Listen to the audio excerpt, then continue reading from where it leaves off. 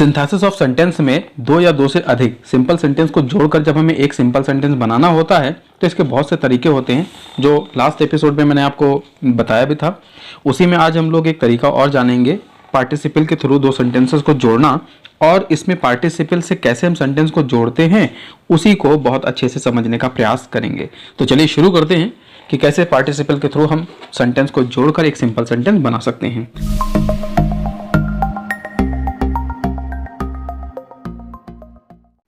Participle एक non finite का हिस्सा है और नॉन फाइनाइट में तीन टॉपिक होते हैं। पहला पार्टिसिपल होता है, दूसरा इन्फिनेटिव होता है, तीसरा जीरेंड होता है।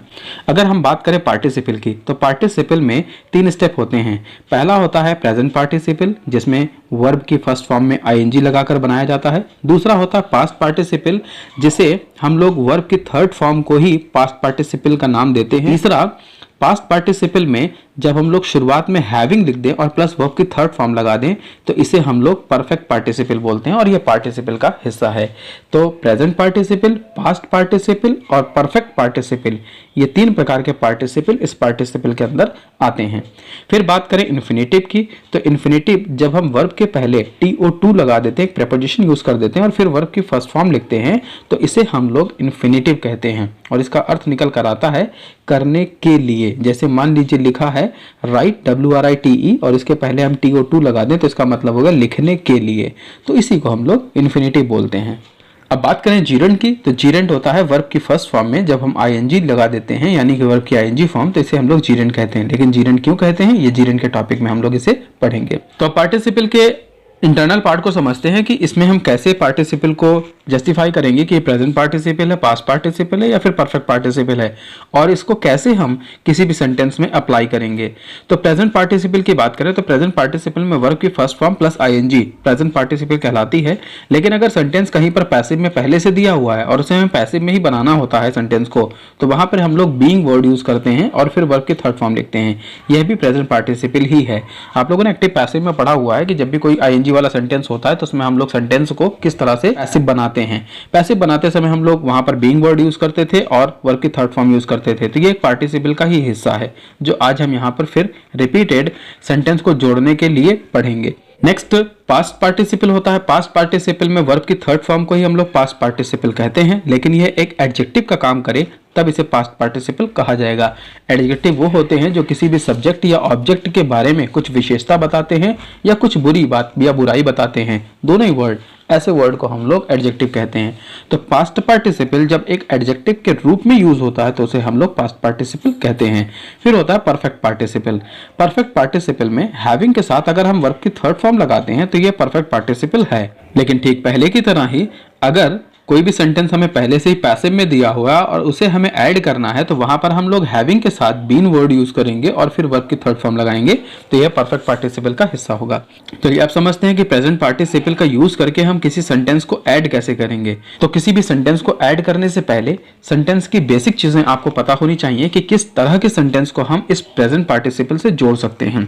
तो वन बाय वन आप इस समझने का प्रयास करें। सबसे पहले जो भी हमें सेंटेंस दिया होगा दोनों सेंटेंस के सब्जेक्ट सेम होने चाहिए। स्टेप नंबर 1, यानी आपको ये ध्यान रखना है कि प्रेजेंट पार्टिसिपल से सेंटेंस को जोड़ते समय दोनों ही सेंटेंस के जो सब्जेक्ट हैं वो सेम होने चाहिए।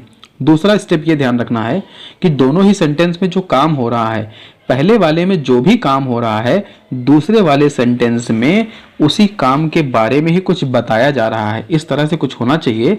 लेकिन दोनों ही काम में बहुत कम अंतर होना चाहिए। दोनों काम में बहुत कम अंतर का मतलब यही है कि एक के बाद एक काम इतनी जल्दी शुरू हो गया कि उसके बीच सेकंड भर का अंतर भी ना के बराबर लग रहा था।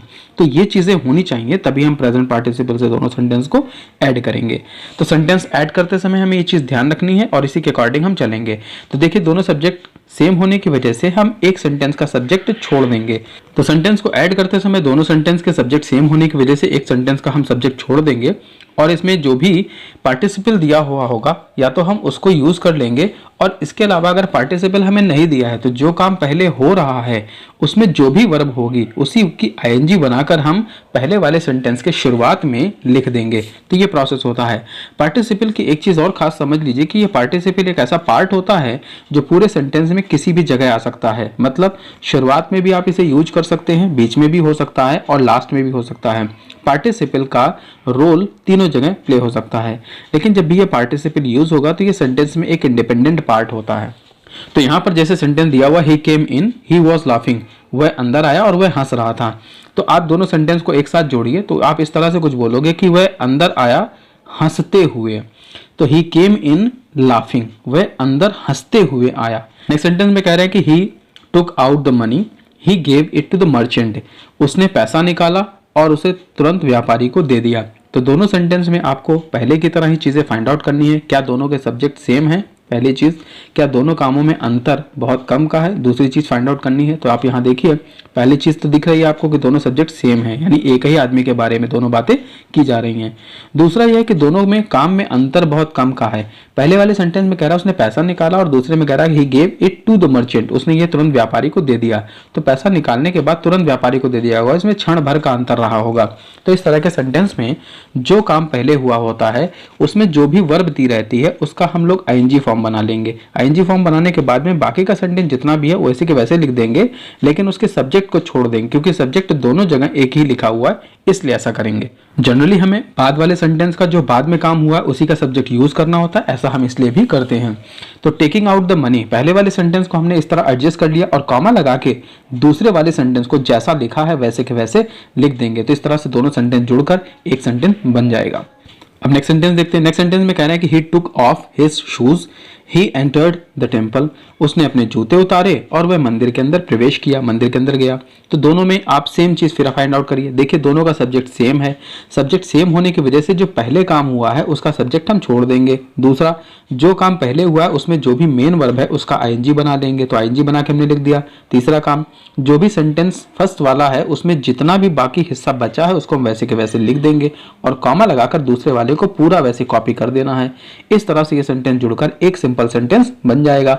नेक्स्ट सेंटेंस देखते हैं इसी तरह से कि he was disappointed he left the job, वह इतना दुखी हुआ कि उसने नौकरी छोड़ दी। अब यहां पर भी देखिए, पहले सेंटेंस में दूसरे सेंटेंस में दोनों का सब्जेक्ट सेम है और पहले वाले वाक्य में और दूसरे वाले वाक्य में काम का अंतर भी बहुत कम है। वह डिसअपॉइंटेड हुआ इसलिए उसने नौकरी छोड़ दी, इस तरह से है। लेकिन आपको अब यहाँ से एक चीज और समझनी है, ध्यान देनी है, वो जरा बहुत ध्यान समझिएगा। जैसे जो भी इसमें काम कहा जा रहा है, जो भी सेंटेंस वो दिया गया है, बात तो दोनों में एक ही आदमी की जा रही है, लेकिन पहला वाला जो सेंटेंस है वो एक पैसिव का सेंटेंस है। तो आपको यह भी पहचानना है कि अगर सेंटेंस पैसिव में होगा तो आप उसे डायरेक्टली आईएनजी नहीं लगाओगे, आप बीइंग लगा के वर्ब की थर्ड फॉर्म लिखोगे। ये बात मैंने अभी स्टार्टिंग में आपको बताई भी है, फिर से मैं रिपीट कर रहा हूँ कि आपको जो भी सेंटेंस दिया है अगर वो पैसिव का है, पैसिव का देखिए पहचानिए कैसा है। यहाँ पे वॉज लगा है और वॉज के बाद में वर्ब की थर्ड फॉर्म लिखी हुई है, तो इस तरह से पहचान लेंगे आप ये पैसिव का सेंटेंस है। तो इस तरह से होने की वजह से यहाँ पे बीइंग वर्ड यूज करेंगे और उसके बाद जो भी वर्ब की थर्ड फॉर्म ऑलरेडी दी हुई है उसे आप यहाँ लिख देंगे। तो बीइंग डिसअपॉइंटेड इसका मतलब हो गया कि दुखी होकर, और उसके बाद कॉमा लगा के पूरा सेंटेंस वैसे के वैसे लिख देंगे, ही लेफ्ट द जॉब, उसने नौकरी छोड़ दी। तो इस तरह से हम दो साधारण वाक्यों को जोड़कर एक सिंपल सेंटेंस बना सकते हैं। नेक्स्ट सेंटेंस देखें, he was reading he slept. अब यहाँ पर भी आप एक नई चीज समझने का प्रयास करिए कि जो सेंटेंस कह रहा है कि ही वॉज रीडिंग, वह पढ़ रहा था, ही स्लेप्ट और वह सो गया। तो आपको ये चीज यहाँ याद रखनी है कि जब भी कभी ऐसा हो कि दो काम एक साथ हों लगभग एक टाइम, यानी उनमें बहुत कम अंतर है और दोनों काम एक ही साथ लगभग हुए हों, तो वहां पे हम लोग वाइल का यूज भी करते हैं। जैसे यहाँ कहा जा रहा है कि जब वह पढ़ रहा था तो पढ़ते पढ़ते सो गया, तो दोनों काम लगभग एक ही टाइम में होंगे। एक जैसे एक ही टाइम नहीं कह सकते, लेकिन हाँ लगभग एक टाइम में हुए हैं ये कह सकते हैं। तो इसी वजह से जो भी हम वहां पे एक पार्टिसिपल लिखा हुआ है उसके पहले हम लोग वाइल वर्ड यूज करेंगे और कॉमा लगा के बाद वाले सेंटेंस को वैसे के वैसे लिख देंगे। तो इस तरह से दोनों सेंटेंस जुड़कर एक सिंपल सेंटेंस बन जाएगा। अब समझते हैं कि पास्ट पार्टिसिपल से कैसे हम सेंटेंस जोड़ेंगे। पास्ट पार्टिसिपल वर्ब की थर्ड फॉर्म को हम बोलते हैं। तो पास्ट पार्टिसिपल में अब आपको एक चीज और ध्यान देनी है, वो ये कि जैसे हम लोग प्रेजेंट पार्टिसिपल की बात कर रहे हैं तो दोनों में सब्जेक्ट सेम हो, यहाँ पर आपको ऐसी चीजें कम देखने को मिलेगा, लेकिन कम थोड़ा मिलेगा। अब यहाँ पर एक चीज आपको जरूर मिलेगी कि पहले वाले सेंटेंस में जिस चीज के बारे में बात की जा रही है दूसरे वाले सेंटेंस में उसी के बारे में कुछ अच्छाई या बुराई बताई जा रही होगी। तो आप बहुत ध्यान से इस बात को समझिए कि अगर आपको ऐसा कोई सेंटेंस मिले जिसमें पहले वाले सेंटेंस में जो बात कही गई है दूसरे वाले में उसी से रिलेटेड कोई अच्छाई या बुराई बताई जा रही है, तो इस प्रकार के सेंटेंस को हम लोग पास्ट पार्टिसिपल से ऐड करेंगे। तो देखिए यहाँ पे सेंटेंस कहा जा रहा है ही हैड अ शर्ट, उसके पास एक शर्ट है, और दूसरे वाले में कहा जा रहा है द शर्ट इज टॉर्न, वह शर्ट फटी हुई है। तो पहले वाले सेंटेंस में जो बात कही जा रही है दूसरे वाले में उसी के बारे में कोई बात कह रहा है। अब यहाँ देखिए शर्ट के बारे में कह रहा है वो शर्ट फटी हुई है, तो जो शर्ट के बारे में अच्छाई बुराई बताई जा रही है वो एक एडजेक्टिव का काम कर रही है, विशेषता का बात कर रही है। तो शर्ट की विशेषता है, तो इसीलिए हम इस वर्ड को जो थर्ड फॉर्म लिखा हुआ है उसी शर्ट वर्ड के पहले ही जोड़ देंगे। तो हम पूरी बात को अब इस तरह कह सकते हैं कि उसके पास एक शर्ट तो है लेकिन फटी हुई, तो हम ऐसे भी तो कह सकते हैं उसके पास एक फटी हुई शर्ट है, तो फटी हुई शर्ट है। इस तरह से जब हम बात को जोड़ रहे हैं तो इंग्लिश में भी ऐसे जोड़ देंगे, he had a torn shirt, उसके पास एक फटी हुई शर्ट है। इस तरह से जोड़कर ये सेंटेंस एक सिंपल सेंटेंस बन जाएगा। नेक्स्ट सेंटेंस देखते हैं कि यहाँ पर कहा जा रहा है कि you found a book, the book was lost. अब इन सेंटेंस में आपको एक चीज देखने को मिलती है कि जनरली आपने जब सेंटेंस देखा तो उन दोनों में एक काम ऐसा होता है जो आपके सेंटेंस पढ़ने से पहले, या मान लीजिए आपके सामने ये घटना घटी है तो वो घटना होने से पहले उनमें से एक काम पहले हो चुका था।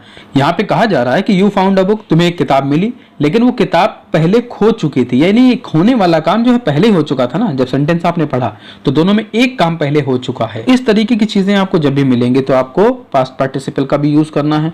तो यहाँ पर भी कुछ ऐसे ही, यू फाउंड अ बुक, तुम्हें किताब तो मिली लेकिन कौन सी किताब, लॉस्ट बुक, जो पहले खो गई थी।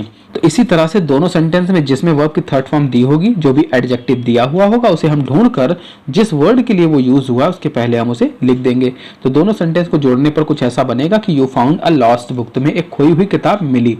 इस तरह से सेंटेंस जुड़ जाएगा। नेक्स्ट सेंटेंस देखते हैं कि ही केम इन, वह अंदर आया, he was followed by his father, उसके पीछे पीछे उसके पिता भी आए। तो यहाँ पर भी देखिए सेंटेंस में दोनों सेंटेंस में एक के बाद एक काम हुए हैं, लेकिन एक में एक चीज जो है पहले फॉलोड वर्ड जो है थर्ड फॉर्म पहले से दी हुई है, एक एडजेक्टिव के रूप में दिया है।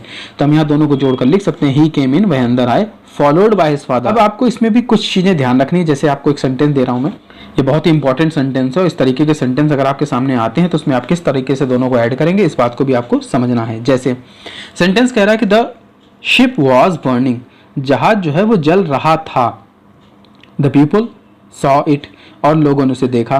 तो जो जहाज था, पानी वाला जहाज है, शिप का मतलब पानी वाला जहाज होता है, तो जो पानी वाला जहाज था वो बर्निंग यानी जल रहा था और लोग उसे देख रहे थे। तो जब लोगों ने देखा वो जहाज जल रहा था, रहा वर्ड सुनिएगा ध्यान से, क्योंकि ये शब्द बता रहा है कि जहाज जो है कंटिन्यू पोजीशन में है जलते हुए के। तो जब लोगों ने जहाज को देखा वो जल रहा था। तो इस तरह से हम लोग सेंटेंस को जब जोड़ रहे हैं तो यहाँ पर आईएनजी का यूज कर रहे हैं, यानी वर्ब की आईएनजी फॉर्म जिसे हम लोग जीरेंड कहते हैं, पार्टिसिपल कहते हैं, उसका हम प्रयोग कर रहे हैं। लेकिन अब सेंटेंस में कुछ ऐसा दिया हो, द शिप वॉज बर्न्ट, जहाज जल चुका था। बर्न्ट का मतलब होता है जल चुका होना, पास्ट में दिया हुआ है। वहां पर जो सेंटेंस दिया था वो एक कंटिन्यूअस का सेंटेंस था, लेकिन यहाँ पर एक पैसिव सेंटेंस है ये। तो इस तरह का सेंटेंस जो यहाँ पे आपको मिल रहा है, इसमें आपको एक चीज ध्यान रखनी कि सेंटेंस आपको जब ये इस तरह से दिया है पैसिव में, तो एक एडजेक्टिव का काम करेगा, द पीपल सॉ इट। अब जब हम दोनों सेंटेंस को जोड़ेंगे तो people saw the burned ship, जले हुए जहाज को दो लोगों ने देखा। तो यही चीज आपको ध्यान रखनी, पहले वाले में जब लोग देख रहे थे तो वो जहाज जल रहा था, लेकिन अभी जो लोग देख रहे हैं वो जहाज जल चुका है। तो यहाँ पर बर्न शिप है, वहां पर बर्निंग शिप था। तो यही चीज आपको मेंशन करनी है इस तरह से। तो आप इस चीज को ध्यान रखेंगे, इस तरह से सेंटेंस को जोड़ना है। नेक्स्ट सेंटेंस अब समझते हैं, पास्ट पार्टिसिपल यूज करते हुए हम सेंटेंस को कैसे जोड़ेंगे। पास्ट पार्टिसिपल का यूज आपको तब करना है सेंटेंस में जब दोनों ही सेंटेंस में आपको काम का अंतर ज्यादा दिखाई दे। अब आपको वापस इसी रूल को फॉलो करना है कि दोनों ही सेंटेंस में सब्जेक्ट सेम होने चाहिए, और पहले वाले सेंटेंस में जो काम हो रहा है, दूसरे वाले में जो काम हो रहा है, इन दोनों में अंतर ज्यादा का होना चाहिए। यानी आपको ऐसा लगना चाहिए सेंटेंस में कि जब पहला वाला काम पूरा हुआ होगा, फिनिश हुआ होगा, तभी दूसरा शुरू हुआ होगा। अब सेंटेंस देखिए कैसे कह रहा है, कह रहे हैं कि ही रोट एन एप्लीकेशन, उसने एक प्रार्थना पत्र लिखा, ही स्लेप्ट, और वो सो गया। तो प्रार्थना पत्र लिखते लिखते नहीं सो गया, जब उसने प्रार्थना पत्र लिखने का काम पूरा किया तब उसके बाद सो गया। अब आपको पहले वाले सेंटेंस की तरह कंफ्यूजन लग रहा है कि नहीं ऐसा भी हो सकता है लिखते लिखते सो गया, तो ऐसा नहीं है, क्योंकि यहाँ पर देखिए लिखा है रोट। रोट का मतलब होता है लिखा, यानी वो लिख चुका था। पास्ट में सेंटेंस दे रहा है, उसने जब लिख लिया होगा तभी वो सोया। तो सेंटेंस पास्ट में कह रहा है, तब आपको ये चीज ध्यान रखनी, उसी समय आपको ये प्रयोग करना है। तो सेंटेंस में जब हम ये चीज देखेंगे कि दोनों ही सेंटेंस में डिस्टेंस ज्यादा है काम का, यानी डिफरेंस ज्यादा है, तो वहां पर हम पहला वाला सेंटेंस जो भी हुआ है उसमें जो भी वर्ब है उसकी थर्ड फॉर्म लिखते हुए उसके पहले हैविंग लगा देंगे, बाकी का हिस्सा वैसे लिख देंगे और उसके सब्जेक्ट को छोड़ देंगे, और दूसरा सेंटेंस कॉमा लगाकर वैसे के वैसे लिख देना बिना कोई चेंज किए। इस तरह से सेंटेंस जुड़कर एक सिंपल सेंटेंस बन जाएगा। नेक्स्ट सेंटेंस देखते हैं, द टीचर टॉट अस शिक्षक ने हमें पढ़ाया, ही वेंट टू होम, वह अपने घर को चले गए। तो अब दोनों काम में देखिए अंतर ज़्यादा का है। तो पहला वाला सेंटेंस यानी पहले जो काम हुआ है उस सेंटेंस में जो भी मेन वर्ब दी हुई है उसके थर्ड फॉर्म लिखते हुए उसके पहले हम लोग हैविंग लगाएंगे और बाकी का वाक्य वैसे लिख लेंगे। कॉमा लगा के दूसरा वाक्य जो दूसरा काम हुआ है उस सेंटेंस को तो पूरा वैसे लिख देना, उसमें कोई चेंज करना ही नहीं है। इस तरह सेंटेंस जोड़कर ये सिंपल सेंटेंस बन जाएगा। नेक्स्ट सेंटेंस देखते हैं ऐसे कि दे फिनिश्ड दियर होमवर्क, उन्होंने अपना कार्य पूरा किया। दे एट फूड, और फिर उन्होंने खाना खाया। तो यहाँ पर भी देखिए पहले से ही कह रहा है कि उन्होंने अपना कार्य पूरा किया, फिनिश्ड पहले कह रहा है, सेंटेंस इंडिकेट कर रहा है कि उन्होंने काम अपना पूरा कर लिया तब उन्होंने खाना खाया। तो इस तरह सेंटेंस जब भी मिलेगा तो आप लोग उसमें जो भी वर्ब दी होगी उसकी थर्ड फॉर्म लिखेंगे, उसके पहले हैविंग लगाते हुए और फिर लिखेंगे दियर होमवर्क यानी बाकी का हिस्सा जो बच रहा है और कॉमा लगा के बाद वाला नेक्स्ट वाला काम पूरा का पूरा वैसे लिख देना। इस तरह सेंटेंस जुड़ जाएगा। नेक्स्ट सेंटेंस देखते हैं, he ate food, he went out to play. अब इसमें अभी आप एक कंफ्यूजन दूर करिए अपना समझते हुए सेंटेंस को कि जब भी आपको सेंटेंस ऐसे मिलता है कि ही एट फूड, उसने खाना खाया, he went out to play और वह बाहर निकल गया खेलने के लिए, तो अभी मैंने आपको बताया देखिए आप इसको अगर प्रेजेंट पार्टिसिपल से जोड़ेंगे, eating his food, he went out to play, तो ये पूरी तरह से गलत है। यानी जो मैंने सेंटेंस सेकंड वाला लिखा है ये पूरी तरह गलत है।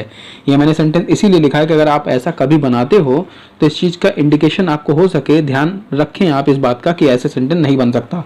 पहले वाले सेंटेंस में कह रहा है कि काम पूरा हुआ, एट पास्ट में है इसलिए काम पूरा हुआ मानेंगे हम लोग। फिर दूसरे में कह रहा है he went out to play, दूसरा काम बाद में हुआ उसके।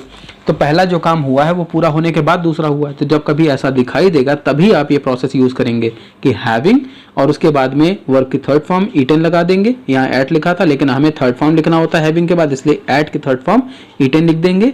उसके बाद देखिए बाकी का हिस्सा जो बचा था हिज फूड वैसे लिख दिया और कॉमा लगाकर दूसरा वाला सेंटेंस वैसे के वैसे लिख दिया बिना कोई चेंज किए। तो इस तरह से सेंटेंस जोड़कर इसे सिंपल सेंटेंस बना सकते हैं। तो आई होप कि आज का ये वीडियो, आज का ये सेशन आपको बहुत अच्छे से समझ में आया होगा। इसमें जो भी रूल्स हैं, जो भी क्वेश्चंस हैं वो आपको क्लियर हुए होंगे। एक ऐसे ही नए टॉपिक और नए वीडियो के साथ नेक्स्ट ई लर्निंग सेशन में हम आपसे फिर मिलेंगे। तब तक के लिए stay happy, stay safe and keep watching Ashutosh channel.